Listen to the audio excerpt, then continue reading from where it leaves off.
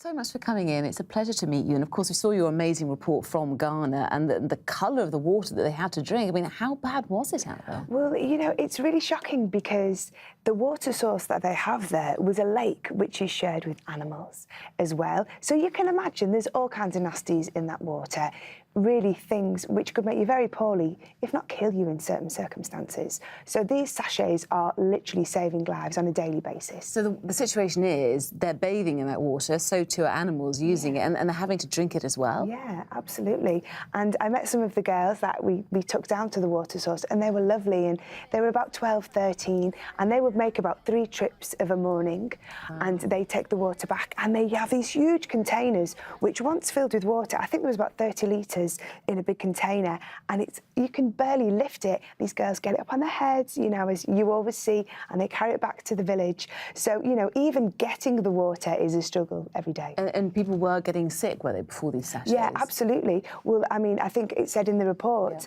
that we think already there's been about 35,000 lives saved.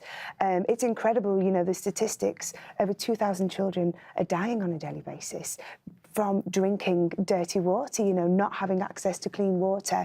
So it's a wonderful thing, and it was a lovely trip because it was very positive. I was seeing the work in action and meeting some of the mums as well, because, you know, as a parent, your main concern is to keep your child safe and healthy. And it's hard for us to understand how you can't have clean drinking water. It's a basic necessity of life, Absolutely, you know, if not the most important thing, we need to live, and, you know, we do take it for granted. We have it here, we have our own problems here, but seeing people in the developing world having that daily struggle is quite astounding. So talk me through it. There's a small sachet of chemicals. You pop that in the water, give it a stir, and within time you can filter the water. And, you know, you could see in the film how it all comes together, and there's all kinds of parasites, and they found, like, you know, things crawling about in that. They filter it through, the water becomes clear, and as you see, safe to drink. I had a little go. You had a go. I did. Given what the colour of the water looked like half an hour before. And I'd seen where it came from. And how did it taste? Well, I was quite reluctant to drink it, but after seeing the process, I thought, you know what, these guys have got to drink it. I've got to have a go.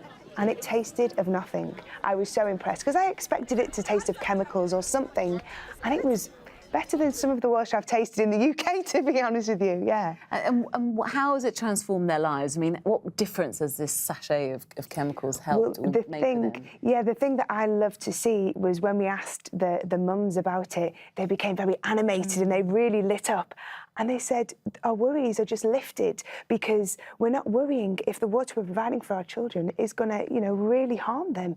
And you can imagine, you know, something like that. It's changed everything for them. And they're very lucky to have you on board because you're such a high-profile celebrity. And, of course, you're a busy woman, aren't you? You're, apart from being an actress and a singer, you're a mum as well. I mean, getting involved in projects like these, what does it give you, would you say? Well, you know, very early on in my career with the Spice Girls, we started working with charities like Children in Need and Comic Relief, and we began to learn quite early the power of celebrity, you know, and it's one of the very positive things. So I'm really happy to do it, especially if it's something I feel very passionately about, and a project like this, I think everybody's a winner, really, because it's an easy way to make a big difference. So you think you'll be doing more things like this in the future? Going back to Africa, perhaps? I'm sure. Yeah, I'd love to go back. I went to Zambia with Comic Relief last year, and it was a very different story because I was visiting places that needed help. So I'd really love to go back and see the changes that have been made there. Oh, well, you've done a great job with this one, Mel. Thank you so much for coming in, and best of luck for the future. Thank you.